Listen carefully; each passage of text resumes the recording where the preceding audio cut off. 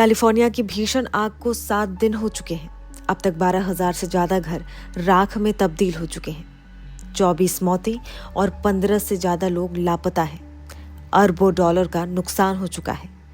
ऐसे में सवाल सिर्फ एक कि इतने नुकसान की भरपाई कौन करेगा। भीषण आग ने न सिर्फ कैलिफोर्निया के हालात बिगाड़े हैं, बल्कि इंश्योरेंस मार्केट भी पूरी तरह चरमरा गई है। जब हम कोई इंश्योरेंस पॉलिसी लेते हैं तो यही उम्मीद रखते हैं कि अगर कोई नुकसान होगा तो बीमा कंपनी उस नुकसान की भरपाई करेगी। लेकिन लॉस एंजलिस में जिन लोगों के घर जल चुके हैं, उन्हें बीमा कंपनियों का साथ मिलता दिखाई नहीं दे रहा। कैलिफोर्निया के जंगलों में आग कोई नई बात नहीं।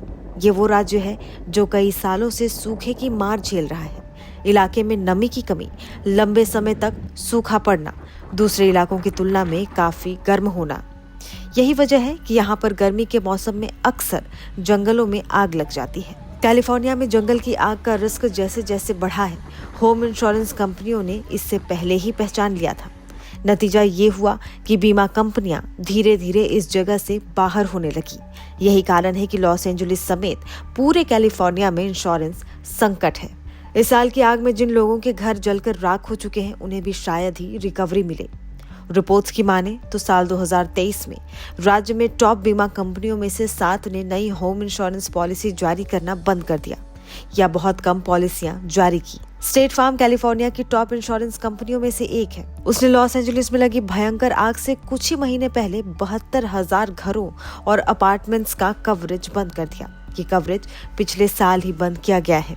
सैन फ्रांसिस्को कार्निकल के एनालिसिस की माने तो 2019 से अब तक 1 लाख से ज्यादा कैलिफोर्निया वासियों को उनके बीमा से हटा दिया गया है, क्योंकि इस क्षेत्र में लगातार और तेजी से जंगल की आग देखी जा रही है।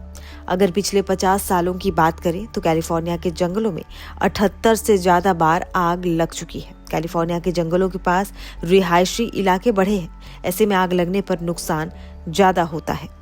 चूंकि मकान मालिकों को नॉर्मल इंश्योरेंस कवर नहीं दिया जा रहा है, ऐसे में जिनके मकान जले हैं उन्हें सरकार के बीमा प्रोग्राम पर निर्भर होना पड़ सकता है। ये उनके लिए सीधे तौर पर नुकसान का सौदा साबित हो सकता है। इसका कारण सरकारी बीमा प्रोग्राम न सिर्फ महंगा है, बल्कि मात्र $3 मिलियन यानी लगभग 25 करोड़ रुपए तक ही पेमेंट करता है।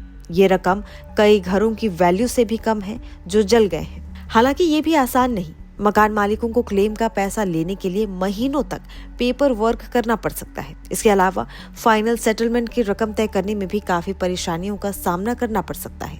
कुल मिलाकर देखा जाए तो जो आग लगी है उसका पूरा खामियाजा आग में अपना घर गंवा चुके लोगों को भुगतना पड़ रहा है।